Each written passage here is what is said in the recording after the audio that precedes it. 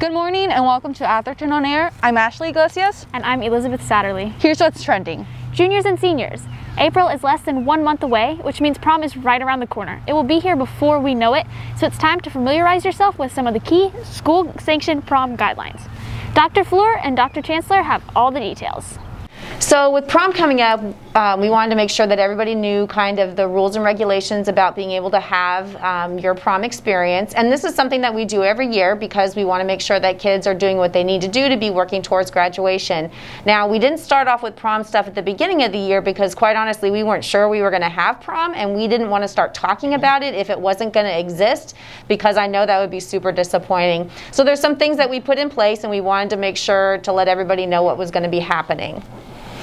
Yeah, and so as Dr. Chancellor said, prom guidelines have been in existence at schools for as long as I've been working in JCPS, and actually every year we're asked to turn in what our guidelines and restrictions are, and they're reviewed by the board. Our guidelines, much like our dress code and other things, tend to be some of the most relaxed guidelines in the district. And again, at the end of the day, they are to ensure overall student safety and ensure that people who have been attending school doing the things they're supposed to be doing are also the ones that are enjoying that activity and that event. So what the stipulation is for prom this year is starting today. For attendance and tardies, it's not retroactive, it starts today. So you can't have more than 5 unexcused tardies to class and school together. So that's unexcused. You also can't have more than 2 unexcused absences. So again, that's unexcused. If you have parent notes you can write or doctor's notes, those will be excused. Also, you have to be on grade level. So if you're going to senior prom, you need to be a senior. If you're going to junior prom, you need to be a junior. So if you're bringing a guest that's an Atherton student, you have to sign them up, and these same type of regulations will apply to them. Not the on grade level thing isn't going to apply because they'd be coming as a guest, but they would still need to be cleared behavior-wise and whatnot through the assistant principal. And if you're bringing a guest from outside of Atherton, there's a form that they need to fill out, get their school to sign it, and then bring it back to us, and we'll add them to the guest list. And the only other thing about guests, they have to be under the age of 21, so they can be 20 or younger, and they need to have an ID as well when they check in at prom.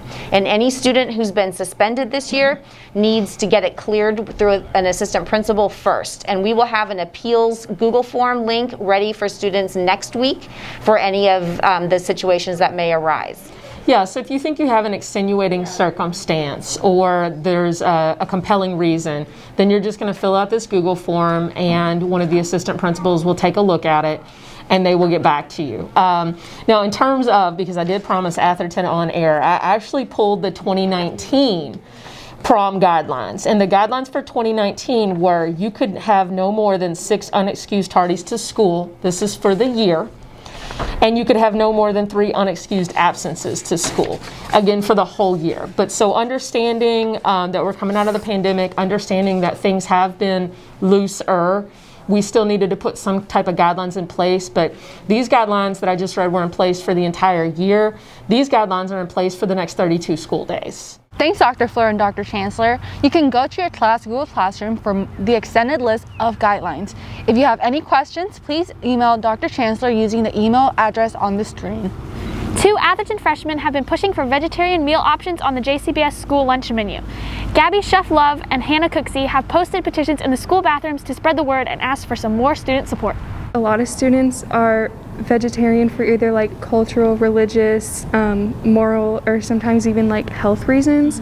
And I feel like it's important to incorporate all types of diets in school meals and stuff so that kids can eat.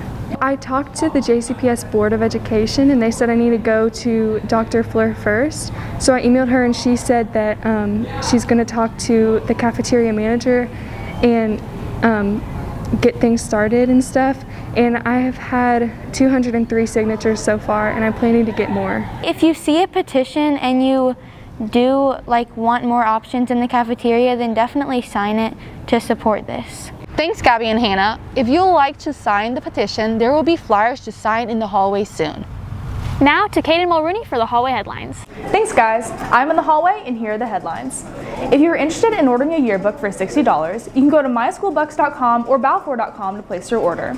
The HOSA Club is collecting donations for Catholic charities. Items needed include rice, pasta, instant foods, flour, canned foods, and more.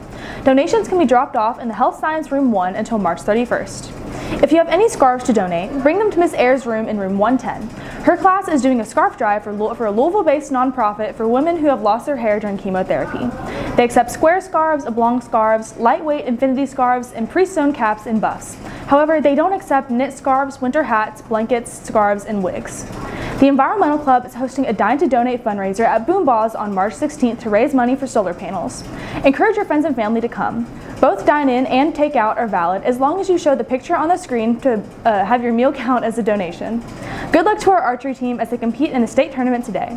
And lastly, congratulations to our boys lacrosse team for defeating DeSales 4-8. Those were all the headlines, and I'll see you in the hallway. Back to you guys. Thanks, Kaden, and thanks for watching Atherton on Air. Make sure to tune in next week. Rock on, Ravens!